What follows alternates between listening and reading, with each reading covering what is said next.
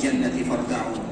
Apabila kalian melewati taman di antara taman-taman surga, kata baginda yang mulia, maka mampirlah di sana, jangan kalian lewatkan begitu saja. Para sahabat mereka bertanya kepada baginda yang mulia, apa itu taman surga ya Rasulullah? Karena yang mereka tahu taman surga itu hanya satu saja. Yang mereka tahu hanya raudhah yang ada di dalam masjid Rasulullah SAW. Ternyata masih ada taman surga yang lainnya, yang juga kemuliaannya tidak kalah penting dibandingkan dengan taman surga yang ada di kota Madinah tersebut. Kemudian Nabi SAW menyebutkan hilaqah zikir atau majalisul zikir, yang mana itu juga disebut dengan taman-taman surga, raudhatun min riyadil jannah.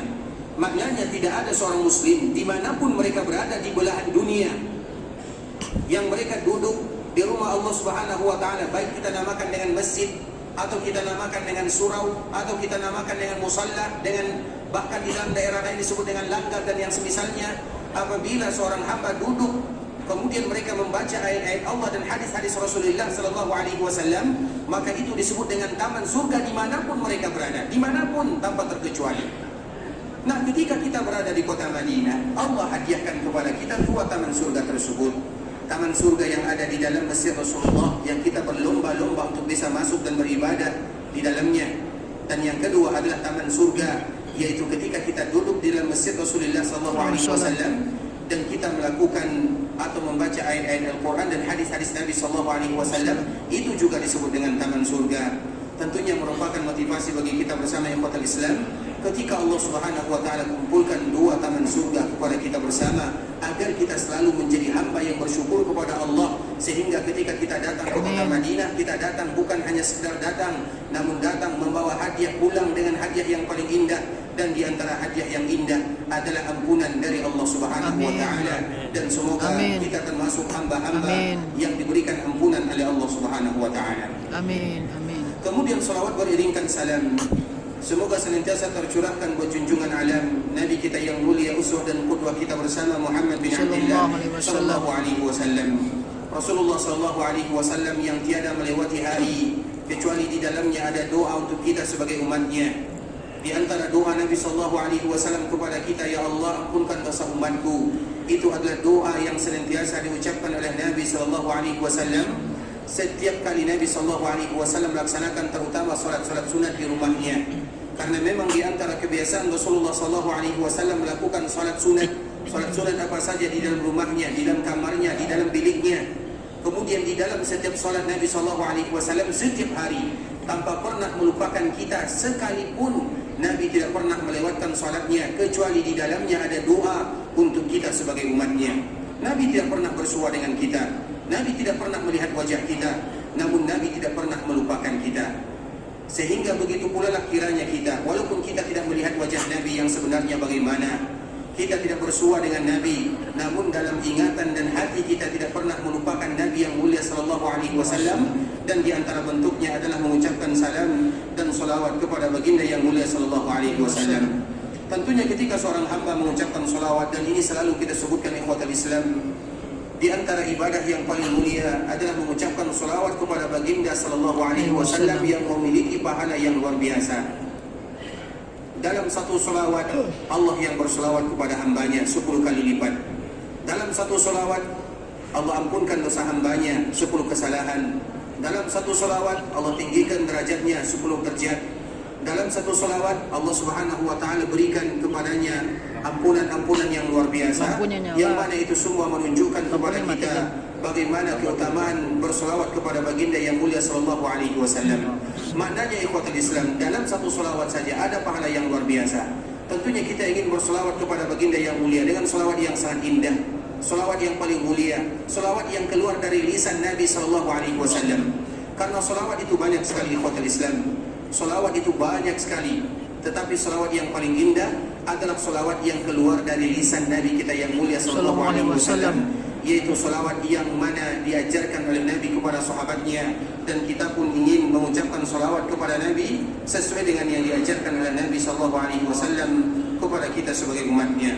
Di antara lafaz salawat kepada Nabi sallallahu alaihi wasallam yang pertama adalah hadis dari sahabat Ka'ab bin Ujrah radhiyallahu taala anhu. Nabi menyebutkan, kalau seandainya kalian ingin bersalawat, maka katakanlah Allahumma salli ala Muhammad wa ala ali Muhammad kama sallaita ala Ibrahim إنك حميد مجيد اللهم بارك على محمد وعلى آل محمد كما باركت على إبراهيم وعلى آل إبراهيم إنك حميد مجيد.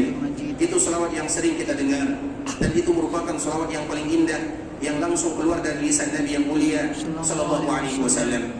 Kemudian salawat yang kedua yang disebutkan oleh sahabat Abu Sa'id Al-Khudri radhiyallahu taala anhu, ketika dia bertanya kepada baginda yang mulia, ya Rasulullah, kami tahu mengucapkan salam kepada dirimu, kami tahu bagaimana caranya, ajarkan kepada kami bagaimana kami mengucapkan salawat kepadamu.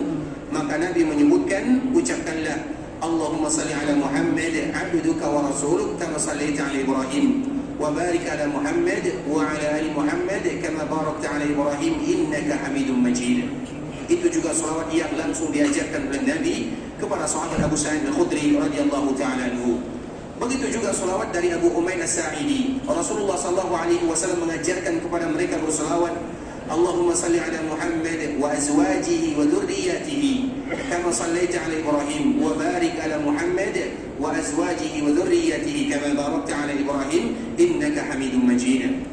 Kemudian begitu juga salawat yang diajarkan oleh Nabi sallallahu alaihi wasallam kepada sahabat Abu Mas'ud Al-Ansari radhiyallahu ta'ala anhu. Allahumma salli ala Muhammad wa ala ali Muhammad kama sallaita ala Ibrahim wa barik ala Muhammad wa ala ali Muhammad kama barakta ala Ibrahim fil alamin innaka Hamidum Majid. Dan sengaja kita menyebutkan lafaz salawat ini ikhwatul Islam karena salawat itu banyak, ada salawat ini, ada salawat itu, ada salawat fulan, ada salawat allan.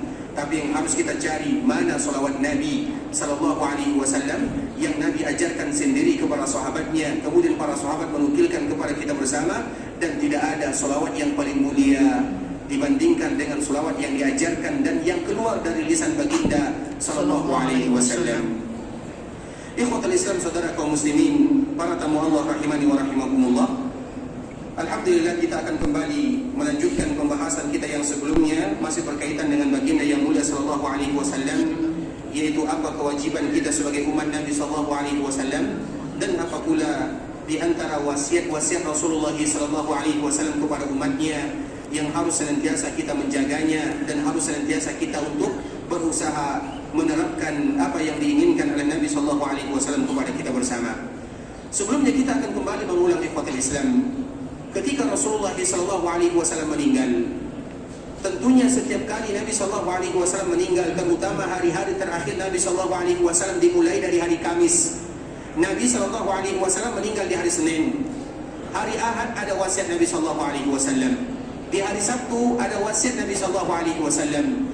Di hari Jumat juga ada wasiat Nabi sallallahu alaihi wasallam. Di hari Kamis juga ada wasiat Nabi sallallahu alaihi wasallam. Dan wasiat Nabi sallallahu alaihi wasallam yang paling indah adalah wasiat yang disebutkan oleh para sahabat Nabi, terutama mereka-mereka yang senantiasa berada di samping dan di sisi Nabi kita yang mulia sallallahu alaihi wasallam. Tidak ada hari yang dilewati oleh Nabi sallallahu alaihi wasallam, terutama semenjak hari Kamis. Karena hari Kamis itu ikhwatul Islam merupakan hari di mana Nabi sallallahu alaihi wasallam merasakan sakit yang luar biasa.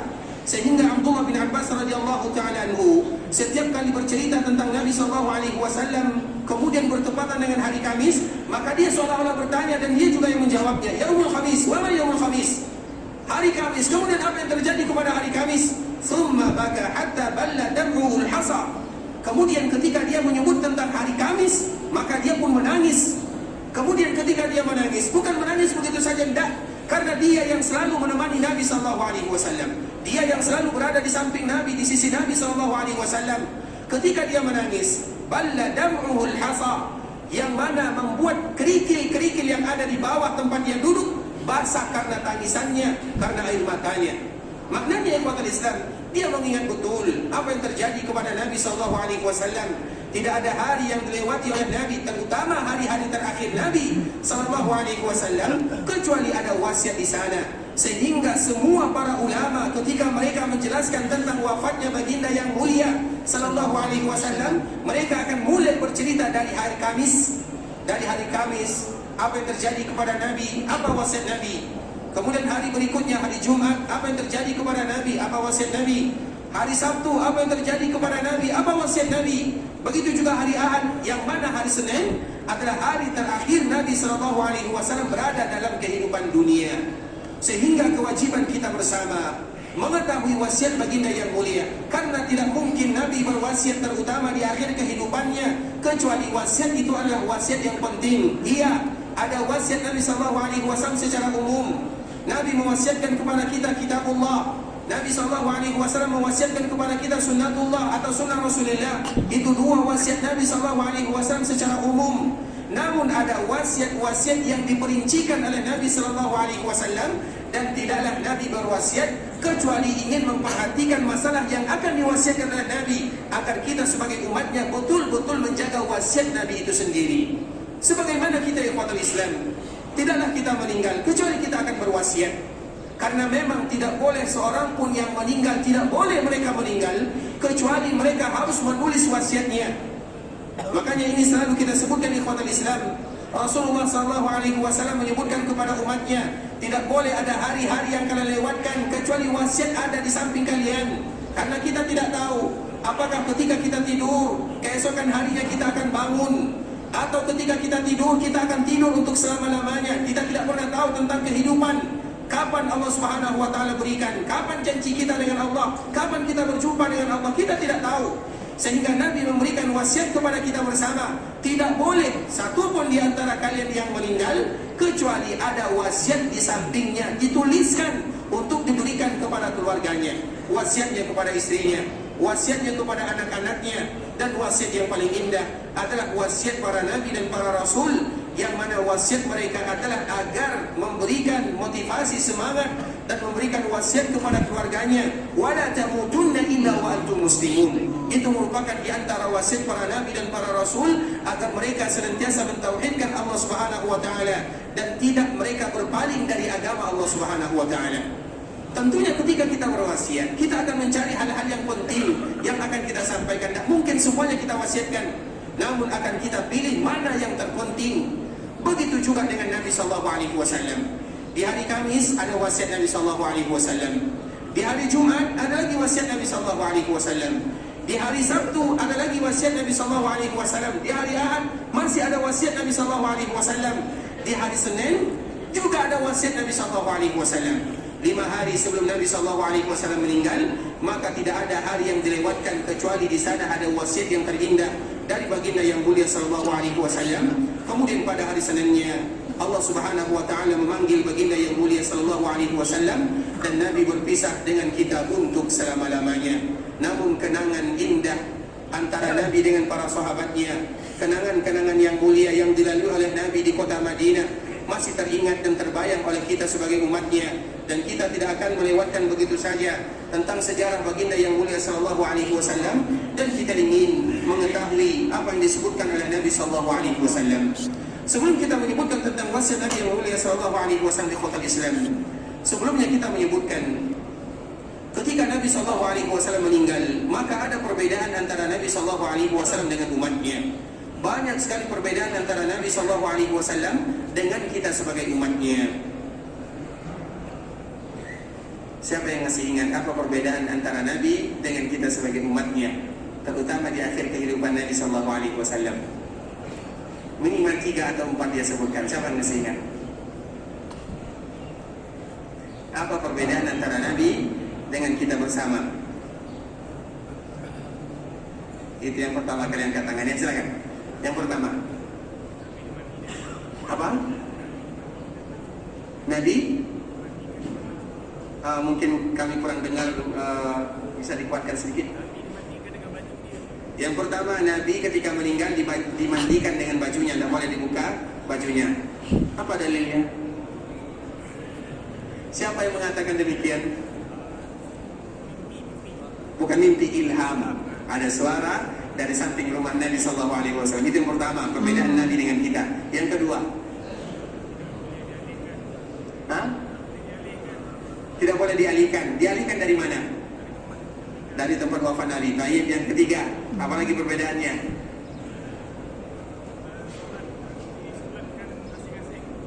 Nabi disolatkan masing-masing. Tidak ada yang menjadi imam ketika Nabi SAW disolatkan. Yang keempat, Nabi SAW dikuburkan di mana dia meninggal. Yang kelima, Hasan. Masyaallah, barakallahu fiik, Allah jazakum khairan. Syakarallahu lakum wa barakallahu fiikum. Masyaallah. Silakan. Insyaallah jazakumullahu khairan. Insyaallah.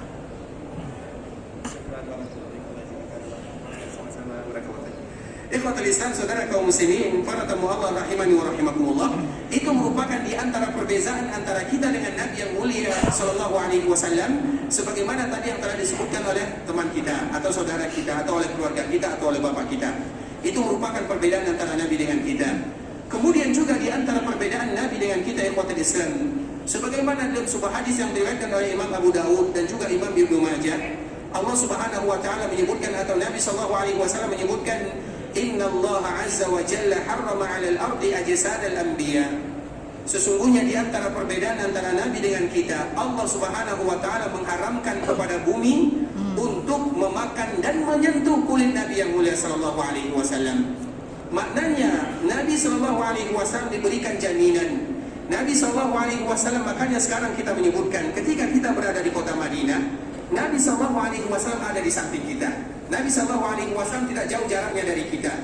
Dan Nabi sallallahu alaihi wasallam jasadnya betul-betul dijaga oleh Allah Subhanahu wa taala. Karena Allah sudah memberikan pesan kepada tanah, wahai tanah, jangan sentuh kulit Nabi sallallahu alaihi wasallam. Maknanya kulit Nabi sallallahu alaihi wasallam, jasad Nabi sallallahu alaihi wasallam diharamkan oleh Allah untuk bumi memakannya. Tidak sama dengan jasad manusia yang lainnya. Jangankan Nabi, ikhwatul Islam, manusia saja, manusia yang lain saja, ada di antara mereka yang diharamkan jasadnya oleh Allah Subhanahu wa taala oleh tanah dari tanah. Ada di antara jasad manusia yang tidak disentuh oleh tanah, tidak sama dengan manusia yang lainnya. Para sahabat tentunya. Makanya kita lihat contohnya misalnya di perkuburan Baqi. Kita lihat di perkuburan Baqi itu, ikhwatul Islam. Perkuburan Baqi yang kita lihat sekarang itu bukan perkuburan Baqi yang sebenarnya. Mereka tidak dikuburkan di sana. Mereka dikuburkan di tempat yang lainnya, namun tetap di sekitar Baqi, bukan Baqi, Uhud. Kami ulangi, perkuburan syuhada Uhud, ikhwatul Islam, mereka tidak dikuburkan di sana, namun mereka dikuburkan agak jauh dari sedikit atau tidak di tempat yang kita lihat sekarang. Ada perbedaannya, walaupun tidak jauh. Apa penyebabnya? Karena dulu terjadi banjir. Ketika sahabat Nabi dikuburkan dan Nabi ikut serta untuk menguburkan mereka, dan mereka di dalam satu liang lahat kadang ada dua, kadang ada tiga di antara jasad sahabat yang mulia radhiyallahu ta'ala anhum ajma'in. Kemudian terjadi badai banjir di kota Madinah. Kemudian ketika terjadi banjir, maka tersungkaplah sahabat-sahabat yang tadi meninggal bersama Nabi sallallahu alaihi wasallam. Salah satu di antara mereka yang meninggal, dan ini adalah orang yang pertama kali meninggal ketika terjadi perang Uhud, namanya adalah Abdullah, ayahnya Jabir bin Abdullah. Jabir bin Abdullah ketika dia mendapatkan kewajiban untuk berperang bersama Nabi sallallahu alaihi wasallam dengan Nabi sallallahu alaihi wasallam di perang Uhud, dia dan ayahnya bertikai. Apa pertikaian yang terjadi di antara mereka? Ayahnya mengatakan, saya yang ikut berperang, kamu yang menjaga keluarga. Jabir mengatakan, aku yang ikut berperang bersama Nabi, wahai ayahku, kamu yang menjaga keluarga. Sehingga akhirnya mereka bertikai ingin berjihad bersama Nabi, dan harus bersama Nabi hanya satu orang saja, tidak boleh keduanya, karena ada keluarga yang mereka tinggalkan. Sehingga akhirnya terpilihlah Abdullah ayahnya, karena dia mengatakan, wahai anakku, ayahmu sudah tua. Tentunya harapan seorang orang tua, kata Abdullah kepada anaknya, adalah jihad di jalan Allah dan mendapatkan keutamaan syahid.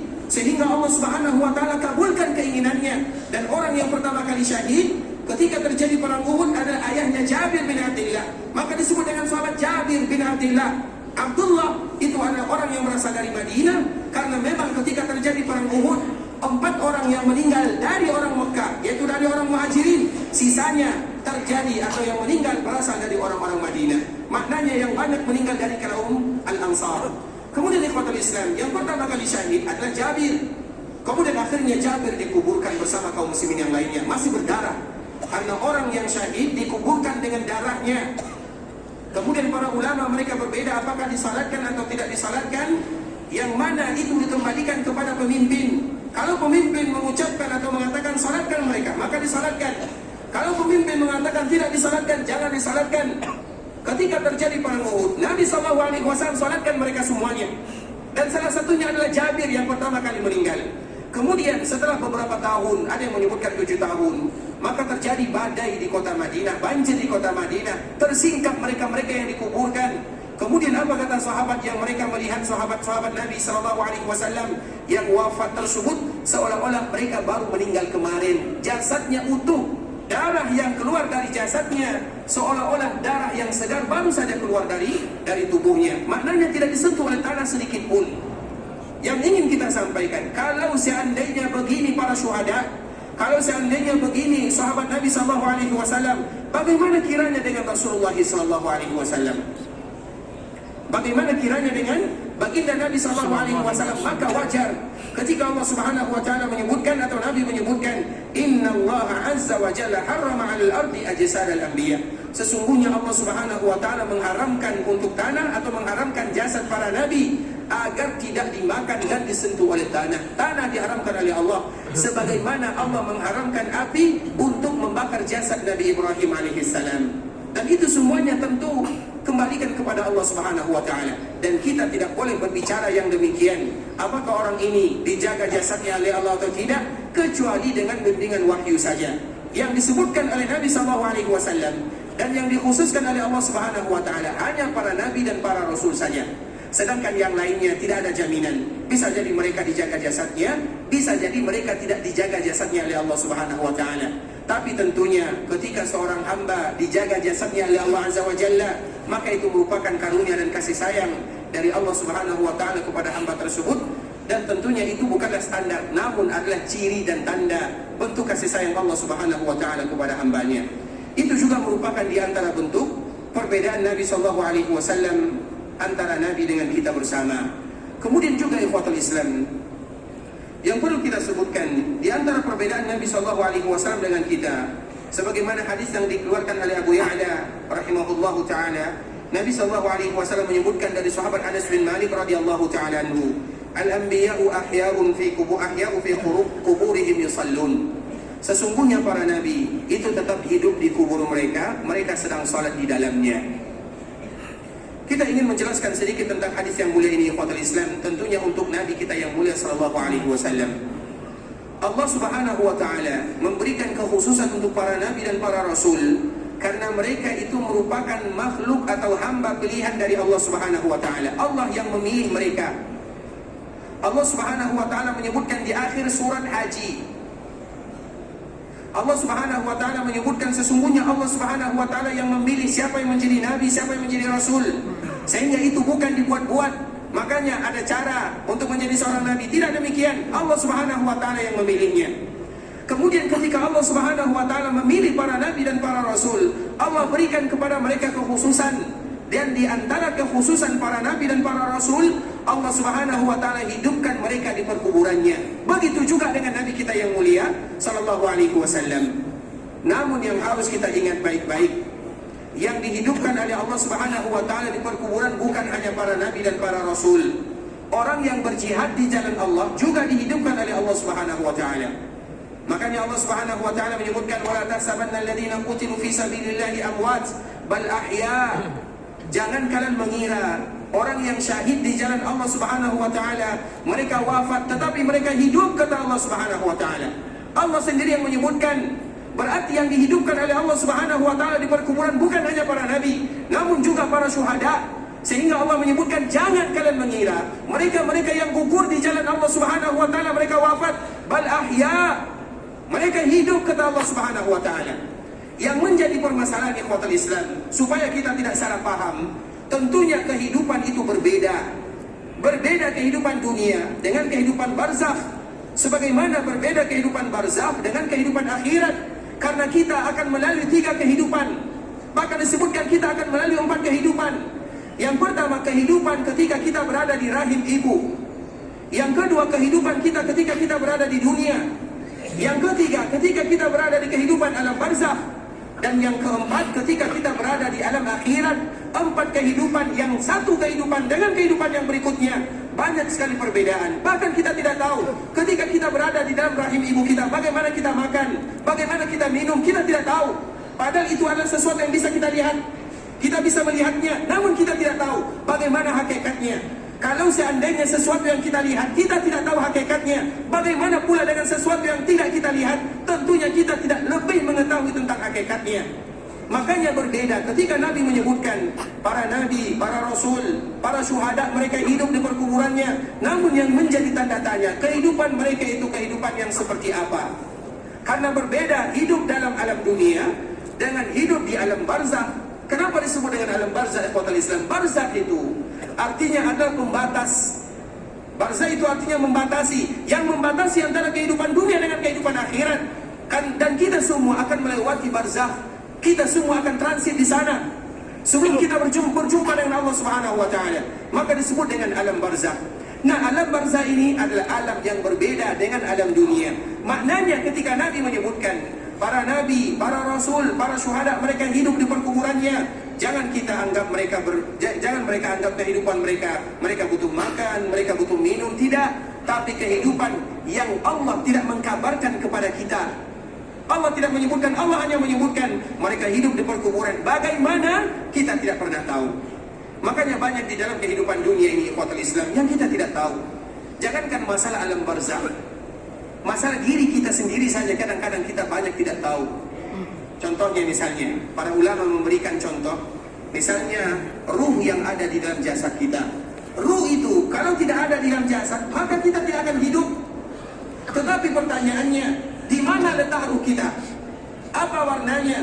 Berapa panjangnya? Bagaimana bentuknya? Siapa yang bisa menjawab pertanyaan tersebut? Padahal ada di dalam jiwa dan raga kita. Kalau tidak ada, maka kita tidak akan hidup. Sesuatu yang ada pada diri kita saja kita tidak bisa menjawabnya, apalagi sesuatu yang tidak ada di dalam dunia kita. Makanya ketika kita berbicara tentang alam barzakh, tidak boleh bagi kita berbicara kecuali kalau ada dalil dan sumbernya, terutama apa yang disebutkan oleh baginda yang mulia sallallahu alaihi wasallam. Karena itu merupakan rahasia ikhwatul Islam. Di dunia ini banyak sekali rahasia yang dirahasiakan oleh Allah Azza wa Jalla. Yang dituntut bagi kita seorang hamba bukan mencarinya, namun yang dituntut bagi kita bersama adalah bagaimana kita beriman kepadanya. Sehingga itulah awal ketika Allah bercerita tentang orang-orang beriman, Allah menyebutkan di awal surat Al-Baqarah, Alif Lam Mim, dzalikal kitabul la raiba fihi hudal lil muttaqin alladzina yu'minuna bil ghaib. Konsep pertama dalam bentuk keimanan adalah beriman kepada perkara-perkara yang gaib. Bahkan perkara yang gaib lebih banyak dari perkara-perkara yang tidak gaib. Salah satunya adalah kehidupan yang tadi telah kita sebutkan, kehidupan Rasulullah SAW. Maknanya yang ingin kita sampaikan di ikhwatul Islam, Nabi hidup di perkuburannya, iya. Tapi bagaimana cara Nabi hidup di sana? Wallahu ta'ala alam. Kita tidak pernah tahu. Karena Allah tidak memberitahu, Nabi juga tidak memberitahukan kepada kita bersama. Nabi hidup iya, tapi hidup Nabi SAW hidup yang bagaimana? Tentunya hidup barzakhiyah. Hidup barzakhiyah tidak boleh dikiaskan dengan hidup duniawiyah, karena itu merupakan dua kehidupan yang berbeda. Sebagaimana barzakhiyah juga tidak boleh disamakan dengan ukhrawiyah. Oleh karenanya ikhwatul Islam, di antara salah satu kekhususan Nabi SAW, Allah Subhanahu wa taala menghidupkan Nabi SAW. Bagaimananya kita tidak tahu. Kemudian Allah Subhanahu wa taala menyebutkan ketika Nabi, ketika Rasul, dan salah satunya adalah baginda kita yang mulia hidup di perkuburannya. Apa yang mereka lakukan di sana? Wa hum yusallun, mereka salat. Salat itu apa maknanya ikhwatul Islam? Salat itu banyak sekali artinya. Salat, salawat diambil dari kalimat yang sama. Salat, salawat diambil dari kalimat yang sama. Artinya bisa jadi salat, artinya bisa jadi berdoa, intinya bisa jadi berzikir kepada Allah Subhanahu wa taala. Namun itulah yang disebutkan oleh baginda yang mulia sallallahu alaihi wasallam. Makanya ketika kemarin kita menyebutkan ikhwatul Islam, ketika kita berziarah ke perkuburan Nabi, yang mana betul-betul dianjurkan bagi kita berziarah ke perkuburan Nabi, di antara tempat yang harus kita kunjungi selama kita berada di kota Madinah adalah perkuburan Nabi sallallahu alaihi wasallam. Apabila kita tahu tentang hadis ini, bahwa para nabi dan para rasul itu hidup di perkuburannya, salah satunya adalah baginda kita yang mulia, walaupun kehidupannya berbeda, maka di sanalah kita akan betul-betul menjaga adab, baik ketika Nabi masih hidup ataupun ketika Nabi sudah meninggal. Dan sebelumnya kita menyebutkan, ketika kita datang ke kota Madinah, di antara salah satu tempat yang paling mulia yang harus kita jaga, yang harus kita ziarahi adalah perkuburan Nabi sallallahu alaihi wasallam. Dan Nabi itu harus kita beretika, beradab kepada Nabi. Ketika Nabi masih hidup, kita menjaga adab kepada Nabi. Ketika Nabi meninggal, kita juga menjaga adab kepada Nabi sallallahu alaihi wasallam. Salah satunya tidak boleh bagi kita mengangkat suara. dan itu mengangkat suara. Tidak boleh mengangkat suara itu ikhwatul Islam, terutama di samping Nabi, di samping perkuburan Nabi. Berlaku ketika Nabi masih hidup dan berlaku ketika Nabi sudah meninggal. Maknanya ketika kita berziarah jangan hiruk pikuk di sana. Jangan, kalau bisa jangan keluarkan suara. Apa gunanya kita mengeluarkan suara? Karena tujuan kita adalah berziarah ke perkuburan baginda yang mulia sallallahu alaihi wasallam. Di zaman Umar bin Khattab radhiyallahu taala anhu, ada dua orang yang mereka mengangkat suara di samping perkuburan baginda yang mulia. Maka Umar memanggil mereka. Kita tahu suara Umar kuat, sehingga Umar tidak jadi memanggilnya dengan suara. Namun Umar menggunakan cara bagaimana supaya bisa memanggilnya. Dia mengambil batu kerikil, kemudian dilemparkan kepada mereka berdua. Ketika dilemparkan, mereka sadar ada yang melemparnya. Mereka melihat, kemudian diberikan isyarat oleh Umar bin Khattab radhiyallahu taala anhu. Padahal bisa bagi Umar mengatakan, wahai fulan, wahai allan, kembali kalian. Namun Umar tidak mengatakan dan tidak melakukannya, karena dia tahu kalau seandainya dia marah, dia akan mengangkat suaranya. Kalau dia mengangkat suaranya, dia takut kepada baginda yang mulia. Mana adab dan akhlak kepada Nabi sallallahu alaihi wasallam. Padahal tujuannya adalah untuk memberikan peringatan kepada rakyatnya. Kemudian Umar melemparkan batu tersebut atau kerikil kecil, sehingga mereka berdua melihat menoleh Umar bin Khattab radhiyallahu taala anhu. Umar memberikan isyarat, kemari kalian berdua, dengan isyaratnya. Kemudian Umar radhiyallahu taala anhu membawa mereka keluar. Karena nanti kalau Umar marah di dalam masjid dekat dengan Nabi sallallahu alaihi wasallam, takut nanti kalau seandainya Umar mengangkat suara. Makanya ketika Allah Subhanahu wa taala menurunkan ayat, la tarfa'u aswatakum fawqa sautin nabi, wahai kalian orang-orang yang beriman, jangan angkat suara kalian di atas suara Nabi. Ketika ayat ini turun, ada salah seorang sahabat Nabi yang memang tabiatnya suaranya keras. Karena memang ada sebagian kita suaranya lembut, ada sebagian kita yang suaranya kalau dia bilang iya saja, dia seolah-olah didengar oleh semuanya. Karena memang itu tabiatnya, itu tabiat manusia. Begitu juga ada salah seorang sahabat Nabi. Ketika ayat ini turun, dia merasa ini merupakan teguran untuk dirinya. Kemudian setelah ayat ini turun, apa yang terjadi? Dia tidak dilihat lagi di dalam majelis Nabi sallallahu alaihi wasallam. Dia tidak ada lagi di dalam majelis Nabi. Sehingga Nabi bertanya, mana fulan, mana alan? Maka sahabat mengatakan, ya Rasulullah, dia tinggal di rumahnya karena dia takut terhadap ayat Allah Subhanahu wa taala. Maknanya begitu mereka menjaga firman Allah Subhanahu wa taala, terutama adab dan etika kepada baginda yang mulia. Makanya Umar radhiyallahu taala anhu membawa mereka, kemudian mengatakan, dari mana kalian berasal? Umar kembali bertanya dulu kepada mereka berdua, dari mana kalian? Maka mereka mengatakan, kami dari daerah sana, dari daerah sana. Apa jawaban Umar bin Khattab? Kalau kalian berasal dari Madinah, la aujahtukuma, aku akan berikan hukuman kepada kalian. Tidakkah kalian tahu kalian sedang berada di samping baginda Nabi sallallahu alaihi wasallam? Makanya ketika kita dimudahkan untuk berziarah, yang sekarang dimudahkan bagi kita berziarah ikhwatul Islam, kalau bisa kita diam saja, karena kita berada di dekat baginda yang mulia sallallahu alaihi wasallam. Dan diam itu memang di antara salah satu yang dianjurkan bagi kita bersama. Bukankah Nabi yang mulia menyebutkan, man kana yu'minu billahi wal yawmil akhir falyakul khairan aw liyasmut. Barang siapa beriman kepada Allah dan hari akhirat, katakan kebaikan atau dia diam. Dan diam itu merupakan pilihan yang terbaik, terutama ketika kita berziarah. Tidaklah kita berkata-kata kecuali doa untuk baginda yang mulia sallallahu alaihi wasallam. Maka ini merupakan di antara nasihat yang kembali kita ulang ikhwatul Islam. Ketika kita berziarah ke perkuburan Nabi, tahan dulu suara sementara. Karena itu di dekat Nabi kita ingin menjaga adab dan akhlak kepada baginda yang mulia. Kalau seandainya kepada orang tua kita saja, kepada guru kita saja, kita bisa menjaga suara, memelankan suara, bagaimana kepada baginda yang mulia sallallahu alaihi wasallam?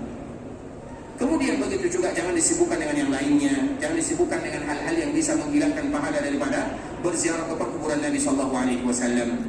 Kemudian setelah kita berziarah ikhwatul Islam, maka tentunya kita tahu Nabi sallallahu alaihi wasallam dikuburkan di rumah Aisyah. Nabi tidak dikuburkan di dalam Masjid Nabawi. Dan ini telah kita jelaskan kemarin. Nabi dikuburkan di dalam rumah Aisyah, bukan di dalam Masjid Nabawi. Hanya saja terjadi perluasan untuk Masjid Nabawi, yang mana pada akhirnya perkuburan Nabi dimasukkan bagian daripada Masjid Nabawi. Tapi bukan Nabi dikuburkan di dalam Masjid Nabawi. Dua perbedaan yang telah kita jelaskan sebelumnya. Kemudian di kota Islam,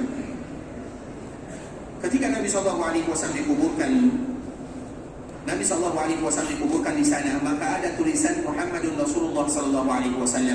Ada tulisan yang mungkin bisa bagi kita untuk membacanya di dinding yang kita lihat sekarang, karena dulu perkuburan Nabi itu tidak sama dengan sekarang. dulu perkuburan Nabi 30 tahun atau 35 tahun yang silam, apabila ada ayah kita, kakek kita yang datang ke kota Madinah, mereka bisa melihat perkuburan Nabi SAW. Mereka bisa melihatnya, tanahnya, bagaimana perkuburan Nabi. Namun setelah berjalannya waktu, terutama di zaman sekarang, ketika mereka berziarah ke perkuburan Nabi, mereka sudah keluar dari aturan yang disebutkan oleh Nabi itu sendiri. Mereka bukan lagi mengucapkan salam kepada Nabi, mereka bukan lagi mengucapkan salawat kepada Nabi. Namun banyak di antara mereka yang menulis surat untuk Nabi SAW. Jangankan di perkuburan Nabi, ikhwatul Islam, di sebuah tempat yang nanti di Mekah kita akan datang ke sana, yang disebut dengan Jabal Rahmah. Coba kita lihat tulisan yang ada di sana. Dibuat nama laki-laki, dibuat nama perempuan, kadang foto dititipkan di sana. Apakah batu bisa mengabulkan doa dan permintaan kita tersebut? Dan kita makanya, orang yang ada di sini setiap tahun mereka lelah untuk menghapus itu semua. Karena tidak ada orang yang melaksanakan ibadah haji, bahkan melaksanakan ibadah umrah, kecuali namanya, fotonya, foto keluarganya. Kalau seandainya itu yang terjadi di sana, bagaimana di perkuburan Nabi SAW? Di perkuburan Nabi, ketika dulu dibuka, banyak orang yang mengatakan, ya Rasulullah, kabulkan keinginanku. Ya Rasulullah, berikan kemuliaan kepadaku. Ya Rasulullah, lancarkan urusanku. Apakah kita lupa tentang hadis Nabi SAW? Nabi SAW menyebutkan kepada sahabatnya, idza sa'alta fas'alillah, wa idza ista'anta fasta'in billah. Kalau kalian ingin meminta, minta kepada Allah. Ya Allah, bukan ya Rasulullah. Ya Rasulullah adalah ketika kita mengucapkan salam, ketika kita mengucapkan salawat, itu yang kita ucapkan. Tapi meminta keturunan, meminta rezeki, meminta kemudahan, meminta kelancaran, kita angkat tangan kita sampai mengatakan ya Allah. Itu yang harus kita lakukan di kota Islam. Siapa yang mengatakan demikian? Nabi yang memerintahkan kita melakukannya. Sehingga Nabi menyebutkan dari hadis Abdullah bin Abbas, idza sa'alta fas'alillah wa idza ista'anta fasta'in billah. Apabila kalian ingin meminta apa saja, minta kepada Allah, Rabbnya Nabi kita yang mulia. Apabila kalian minta pertolongan, minta kepada Allah. Dan itu adalah janji kita dengan Allah. Karena setiap kita sebelum kita dilahirkan, bahkan ketika kita berada di dalam tulang rusuk ayah kita, atau ketika kita berada di dalam perut ibu kita, ada janji, ikatan janji kita dengan Allah. Apa di antara janjinya? Iyyaka na'bud wa iyyaka nasta'in. Sehingga para ulama menyebutkan ayat ini, ayat Al-Fatihah, yang selalu kita baca ketika berkaitan dengan iyyaka na'budu wa iyyaka nasta'in, mereka menyebutkan atau Nabi menyebutkan ini merupakan ikatan janji yang akan diminta pertanggungjawaban oleh Allah Subhanahu wa taala kepada hambanya. Maknanya apa? Ya Allah, iyyaka na'bud, kami tidak akan pernah menyembah kecuali Engkau. Itu janji kita dengan Allah. Bahkan sebelum kita ada, bahkan ketika kita berada di dalam tulang rusuk Nabi Adam alaihissalam. Karena sebelum manusia ini ada, Allah sudah tahu berapa jumlah manusia. Allah sudah tahu semuanya. Dan Allah sudah mengambil janji dari mereka semua. Di antara janjinya, iyyaka na'bud. Kemudian apa yang kedua? Wa iyyaka nasta'in. Permintaan apa saja, pertolongan apa saja, iyyaka nasta'in. Ya Allah, sesungguhnya kami hanya memohon, meminta pertolongan kepadamu. Sehingga Abu Bakar As-Siddiq radhiyallahu ta'ala anhu, sebagaimana yang sebelumnya kita jelaskan, ketika Nabi meninggal, para sahabat semuanya sedih. Seolah-olah kota Madinah ini adalah kota yang suram, kota yang gelap, sebagaimana yang digambarkan oleh sahabat Anas bin Malik. Aku tidak pernah melihat kota Madinah sesuram kecuali ketika Nabi SAW meninggal. Ketika Nabi meninggal, seolah-olah kota Madinah ini hilang cahayanya, suram, gelap. Nabi SAW dipanggil oleh Allah, sampai datang Abu Bakar As-Siddiq yang kembali memancarkan cahaya indah tersebut, kembali memancarkan cahaya nubuwah. Dia mengatakan kepada semua sahabat yang ada, "Man kana ya'budu Muhammadan fa inna Muhammadan qad mat." Barang siapa di antara kalian yang menyembah Nabi Muhammad, apa maknanya? Barang siapa di antara kalian yang beribadah kepada Nabi, maka Nabi sudah meninggal. "Wa man kana ya'budullah fa inna Allaha hayyun la yamut." Barang siapa yang beribadah kepada Allah, maka Allah adalah zat yang maha hidup dan yang maha kekal. Maknanya, kita tidak beribadah kepada Nabi, kita tidak meminta kepada Nabi, namun semua ibadah yang kita lakukan melalui jalur Nabi SAW. Maknanya, apa maknanya ikhwatul Islam? Maknanya, kita dianjurkan oleh Nabi, diperintahkan oleh Nabi, semua bentuk ibadah dilakukan untuk Allah Subhanahu wa taala. Sehingga tadi kita menyebutkan 35 tahun yang sebelumnya perkuburan Nabi itu bebas, bisa dilihat. Makanya nanti kalau ada orang tua kita yang pernah melaksanakan ibadah haji umrah, tanya kepada mereka bagaimana bentuk perkuburan Nabi SAW. Karena Allah menjaga perkuburan Nabi SAW. Kemudian karena banyak surat-surat yang tadi telah kita jelaskan, yang isinya kadang bahasa daerah masing-masing, ada yang bahasa ini, ada yang bahasa itu. Kapan kira-kira Nabi akan membacanya? Dan bahasa-bahasa yang berbeda. Sehingga ikhwatul Islam, maka dijagalah, ditutup betul-betul. Sekarang kita lihat, maka sekarang kita tidak bisa melihat lagi kecuali pagar. Namun di mana posisi Nabi kita bisa menentukan. Sehingga ketika kita berziarah, ada tulisannya Muhammadun Rasulullah SAW. Misalnya ini kamar ibunda kita Aisyah.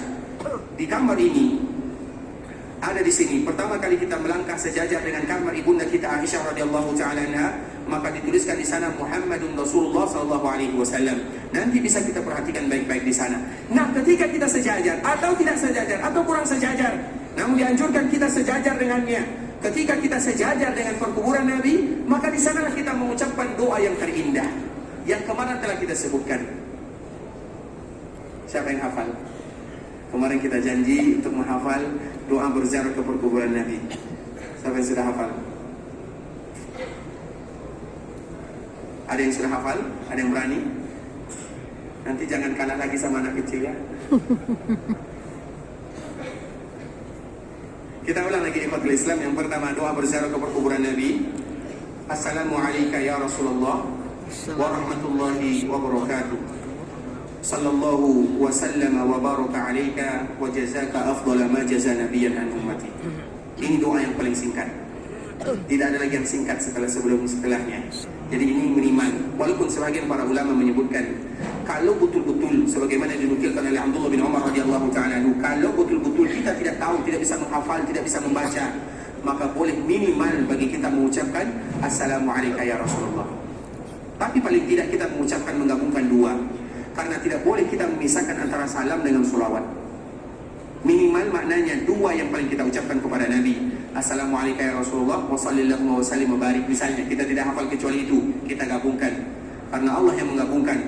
Sallu alaihi wa sallimu taslima. Sallu alaihi wa sallimu. Tidak dipisahkan oleh Allah Azza wa Jalla. Wa dan maknanya gabungkan antara salam dengan sholawat.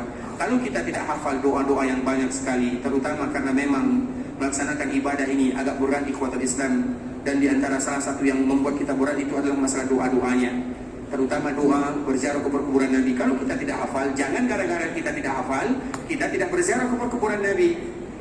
Jangan gara-gara kita tidak hafal doa berziarah kita tidak berziarah. Tetap berziarah ikhwatul Islam. Jangan gara-gara kita tidak hafal sebuah doa kemudian kita meninggalkan sebuah ibadah. Tidak.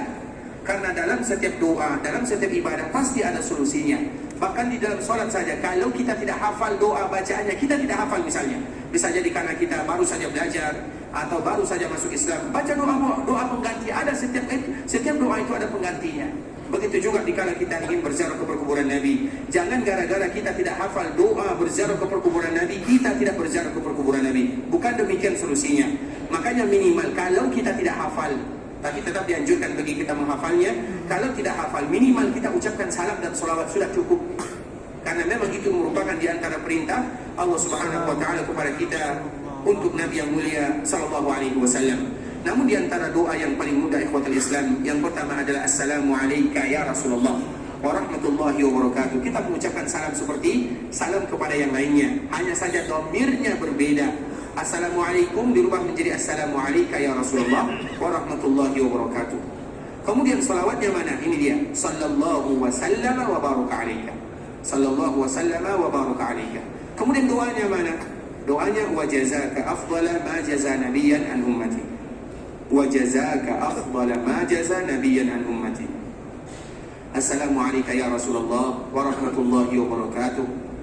Sallallahu wa sallama wa baraka alaika wa jazaka afdala ma jaza nabiyyan an ummati. Keselamatanlah untukmu ya Rasulullah, rahmat Allah dan keberkahan dari Allah, salawat, salam, keberkahan juga untukmu ya Rasulullah. Dan semoga Allah memberikan kepadamu balasan yang terindah sebagaimana Allah memberikan balasan kepada semua para nabi ketika mereka berdakwah untuk umatnya. Itu merupakan di antara bentuk makna doa yang kita ucapkan untuk baginda yang mulia sallallahu alaihi wasallam. Makanya doa ini kalau kita tidak bisa mengucapkan dengan bahasa Indonesia, kita ucapkan dengan bahasa Arab. Karena memang dianjurkan dengan menggunakan bahasa bahasa yang disebutkan oleh para ulama karena di dalamnya ada kalimat-kalimat yang indah. Maka itu merupakan di antara doa yang singkat ikhwatul Islam yang jangan kita melupakan. Yang pertama salam, yang kedua salawat, yang ketiga berdoa atau mengucapkan doa. Kalau seandainya kita tambah dengan kalimat-kalimat yang lainnya, maka diberikan kebebasan selama di dalam kalimat tersebut merupakan kalimat-kalimat yang terkandung di dalamnya doa dan kalimat-kalimat yang indah.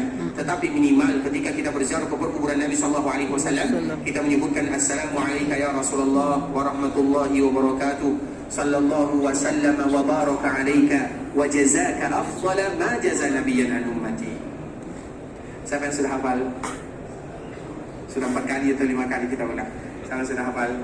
Dalam berziarah ke perkuburan Nabi sallallahu alaihi wasallam. Kalau tidak kita cukupkan sampai di sini saja ya.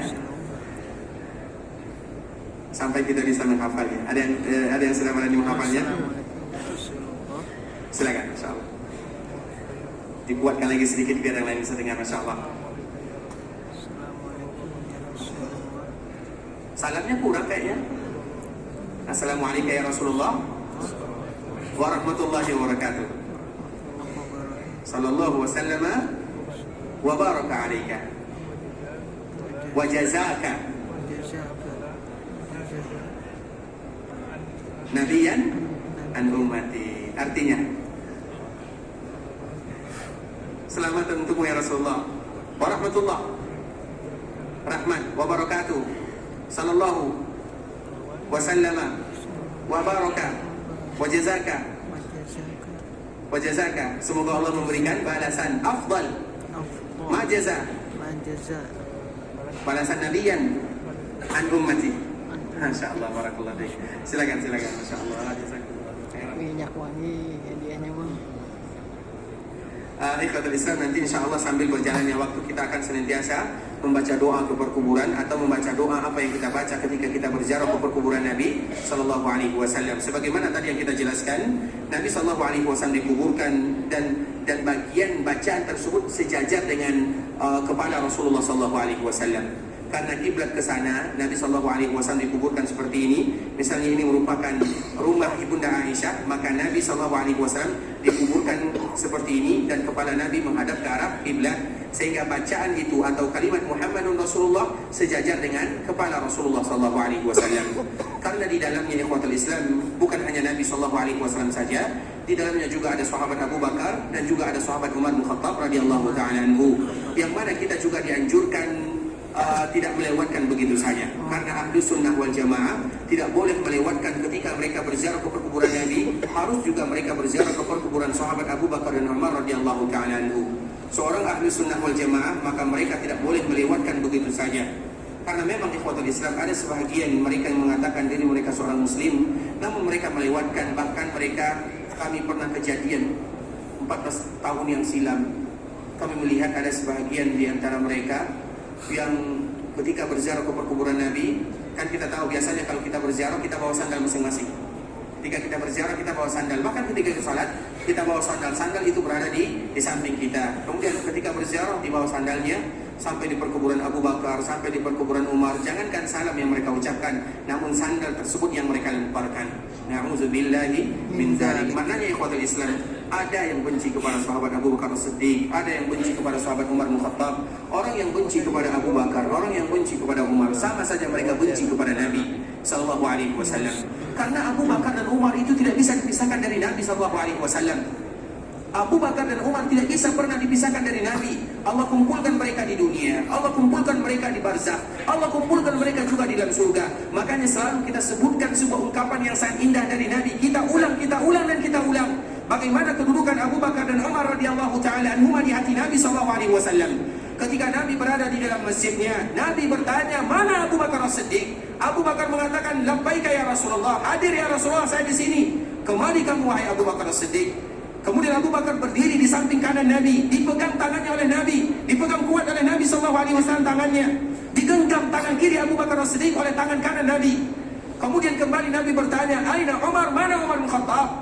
Maka Umar mengatakan, "Labbaika ya Rasulullah." "Hadir ya Rasulullah, aku di sini." "Ke sini kamu wahai Umar, ke sini kamu." Kemudian Umar berdiri di samping kiri Nabi sallallahu alaihi wasallam dan Nabi memegang tangan kanan Umar bin Khattab, menggenggamnya dengan erat. memegangnya dengan kuat.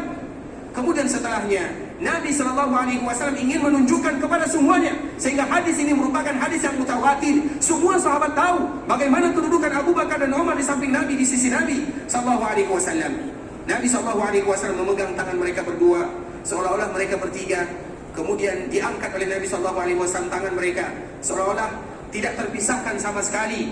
Kemudian Nabi menyebutkan, sebagaimana Allah kumpulkan kami bertiga di sini, di dunia ini, seperti ini, maka seperti ini jugalah nanti Allah akan kumpulkan kami di dalam surga. Maknanya apa ikhwatul Islam? Kemuliaan yang luar biasa untuk mereka semua, sehingga tidak ada yang membenci sahabat Nabi, terutama Abu Bakar As-Siddiq dan Umar bin Khattab, kecuali mereka membenci Nabi SAW. Tidakkah makna daripada sebuah cinta kepada baginda yang mulia, kita cinta kepada Nabi, maka kita akan mencintai apa yang dicintai oleh Nabi? Bukankah itu cinta yang sebenarnya? Ketika kita mencintai seseorang, maka kita juga harus mencintai apa yang dicintai oleh orang tersebut. Dan orang yang paling dicintai oleh Nabi dari kalangan laki-laki adalah Abu Bakar dan Umar radhiyallahu ta'ala anhuma. Apakah pantas seorang yang mengatakan dirinya seorang muslim, mereka tidak suka kepada sahabat Nabi Abu Bakar dan Umar radhiyallahu ta'ala anhuma? Kita cinta kepada apa yang dicintai oleh Nabi, dan itu merupakan bentuk cinta yang sebenarnya kepada Nabi. Bahkan kota Nabi kita cinta. Kenapa? Pertanyaannya, kenapa kita cinta kepada kota Madinah? Karena Nabi mencintai kota Madinah. Sehingga di antara kesempurnaan kita cinta kepada Nabi, kita mencintai apa yang dicintai oleh Nabi. Ketika Nabi cinta kepada kota Madinah, maka kita cinta kepada kota yang dicintai oleh Nabi SAW. Ketika Nabi SAW cinta kepada sahabatnya, kita cinta kepada sahabat Nabi untuk mendapatkan kecintaan dari Nabi. Semua yang Nabi cintai, maka wajib bagi kita untuk mencintainya. Karena agar kita mendapatkan cinta yang sempurna dari baginda yang mulia sallallahu alaihi wasallam. Salah satunya adalah sahabat Abu Bakar dan Umar radhiyallahu ta'ala anhuma. Makanya tidak boleh kita pisahkan dikala kita mengucapkan doa kepada Nabi. Assalamualaikum ya Rasulullah wa rahmatullahi wa barakatuh. Sallallahu wa sallama wa baraka alaika wa jazaka afdala ma jaza nabiyyan an ummati. Maka begitu juga untuk sahabat Abu Bakar As-Siddiq radhiyallahu ta'ala anhu. Begitu juga untuk sahabat Umar bin Khattab yang mereka berdua dikuburkan di samping baginda yang mulia sallallahu alaihi wasallam. 2 tahun 3 bulan lamanya Abu Bakar memimpin kaum muslimin, memimpin dengan penuh jerih payah, memimpin betul-betul mengharapkan pahala dari Allah, ingin mengembalikan bagaimana Islam yang sebenarnya. Karena Islam sudah mulai ditinggalkan, karena orang ingin memakan agama Islam, orang ingin menyerbu kota Madinah. Allah pertahankan agama, Allah pertahankan Islam melalui sahabat Abu Bakar As-Siddiq, sehingga 2 tahun 3 bulan lamanya. Coba kita tanya berapa lama sahabat Abu Bakar As-Siddiq bisa tidur di malam hari. Jarang dia tidur di malam hari, karena untuk memikirkan bagaimana strategi untuk kembali mengembalikan kejayaan Islam dan kaum muslimin. Sehingga ikhwatul Islam, ketika 2 tahun 3 bulan lamanya dia memimpin, maka dia pun akhirnya dipanggil oleh Allah Subhanahu wa ta'ala. Dan dia ingin dikuburkan di samping nabinya, di samping sahabatnya Muhammad bin Abdullah sallallahu alaihi wasallam. Yang mana tempat Nabi itu ada tempat anaknya, tempat putrinya, sehingga tidak ada menjadi masalah. Aisyah tetap berada di dalamnya. Ketika Nabi dikuburkan, Aisyah berada di dalamnya. Ketika Abu Bakar yang dikuburkan, Aisyah juga berada di dalamnya. Apa kata ibunda kita Aisyah? Yang satunya adalah suamiku, nabiku, rasulku. Yang satunya adalah ayahku. Sehingga tidak ada masalah bagi Aisyah ketika dia tinggal di dalam rumahnya, rumah yang ditinggalkan oleh Nabi untuk dirinya. Kemudian ketika Abu Bakar yang meninggal dikuburkan di sana, maka Aisyah tetap berada di dalamnya. Karena yang satunya Muhammad bin Abdullah, suaminya, rasulnya, nabinya. Yang satunya adalah ayahnya Abu Bakar As-Siddiq. Kemudian ketika Abu Bakar yang meninggal di kota Islam, maka dikuburkan di samping Nabi, di bagian belakang Nabi SAW. Misalnya Nabi sini, maka dia di belakang sini, di belakangnya atau di belakang Nabi. Kalau dari arah kiblat, membelakangi kiblat, berarti Abu Bakar berada di belakang Nabi. Hanya saja tidak sejajar dengan Nabi. Kepala Abu Bakar As-Siddiq sejajar dengan bahu Nabi. Sesuai dengan titah Abu Bakar As-Siddiq kepada orang yang akan menguburkan dirinya, jangan sejajarkan aku dengan Nabi SAW. Jangankan dalam masalah liang lahat ikhwatul Islam atau dalam masalah perkuburan. Pertama kali saja Abu Bakar menjadi pemimpin kaum muslimin, ketika dia dibayar oleh kaum muslimin dan Nabi SAW sudah selesai diselenggarakan, sudah dikuburkan Nabi SAW. Nabi SAW kemarin kita menyebutkan perkuburan Nabi digali di sore Selasa, Nabi dikuburkan di malam Rabunya atau di malam harinya. Kemudian keesokan harinya sepakatlah semua para sahabat yang menjadi pemimpin setelah Nabi adalah Abu Bakar As-Siddiq. pertama kali Abu Bakar yang menjadi pemimpin kaum muslimin, maka dia ingin berceramah, menyampaikan bagaimana keedah-keedah yang akan dia lewatkan, atau keedah-keedah di dalam kepemimpinannya, apa yang akan dia lakukan, atau khutbahnya, apa yang akan dia lakukan, strategi apa yang akan dia laksanakan, apa yang akan dia terapkan, bagaimana kepemimpinannya. Maka tentu orang ingin tahu bagaimana Abu Bakar As-Siddiq, sehingga Abu Bakar pun berdiri, dan dia berdiri di mimbar Nabi. Ketika dia melangkah satu anak tangga, melangkah yang kedua, melangkah yang ketiga, dia pun meneteskan air mata. Tidak mungkin rasanya bagi dirinya untuk berdiri di tempat Nabi berdiri. Namun apalah daya, kaum muslimin harus ada pemimpinnya, dan dia sudah diamanahkan menjadi pemimpin kaum muslimin. Ketika dia hendak berdiri di anak tangga yang ketiga, di mimbar baginda yang mulia, maka dia kembali turun. Tadinya dia ingin berdiri di anak tangga yang ketiga supaya dilihat oleh semua para sahabat yang ada, tapi dia turun satu anak tangga. Kemudian dia menyebutkan ini adalah maqam Rasulullah SAW yang tidak mungkin aku berdiri di tempat Nabi berdiri, sehingga dia turun satu tangga dan berdiri di sana. Kemudian ketika datang Umar bin Khattab, dia ingin juga berdiri di mimbar Nabi, maka dia ingin berdiri di tangga yang ketiga. Dia mengatakan ini tempat berdirinya Nabi. Kemudian dia ingin berdiri di tangga yang kedua, dia mengatakan ini makamnya, tempat berdirinya Abu Bakar As-Siddiq. Tak mungkin aku berdiri di tangga yang Abu Bakar berdiri di sana. Akhirnya dia berdiri di tangga yang ketiga. Begitulah mereka mengetahui keutamaan masing-masing kekuatan Islam. Umar mengetahui keutamaan Abu Bakar As-Siddiq, dan Abu Bakar tahu siapa nabinya yang mulia sallallahu alaihi wasallam, sehingga ketika dikuburkan Abu Bakar pun tidak boleh mensejajarkan dirinya dengan Nabi. Kemudian setelahnya datang lagi Umar, dia minta izin kepada ibunda kita Aisyah dikuburkan bersama kedua sahabatnya. Namun dia juga berwasiat bahwa jangan disejajarkan diriku dengan Nabi, dan juga jangan disejajarkan diriku dengan Abu Bakar As-Siddiq. Maka dibawa sedikit ke bagian bawah. Makanya nanti ketika kita berziarah ikhwatul Islam, kita akan melihat bacaannya Muhammad Rasulullah SAW. Kemudian agak jauh sedikit, maka ada tulisan Abu Bakar As-Siddiq. Kemudian tidak jauh, di sana ada tulisannya Umar bin Khattab. Nah, di setiap tempat itu maka kita harus membaca doa kepada Nabi, dan belum lagi doa kepada Abu Bakar As-Siddiq dan kepada Umar bin Khattab, yang insyaallah doa kepada Abu Bakar dan Umar akan kita jelaskan pada pertemuan berikutnya insyaallah taala. Ikhwatul Islam, saudara kaum muslimin, para tamu Allah rahimani wa rahimakumullah, ini merupakan cuplikan tentang kisah sejarah baginda yang mulia, nasihat-nasihat Nabi sallallahu alaihi wasallam kepada kita bersama. Apa yang bisa kita ambil pelajaran-pelajaran yang luar biasa darinya, terutama menunjukkan kecintaan kita kepada baginda yang mulia. Karena memang tidak ada umat Nabi kecuali mereka wajib cinta kepada nabinya. Tidak ada pilihan bagi kita kecuali wajib mencintai Rasulullah SAW dari segala-galanya.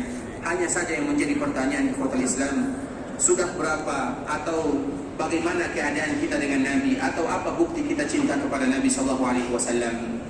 Ketika kita mencintai Nabi, tentunya cinta harus ada bukti, tidak cinta begitu saja. Di antara bentuk mencintai Nabi adalah mempelajari sejarah Nabi itu sendiri.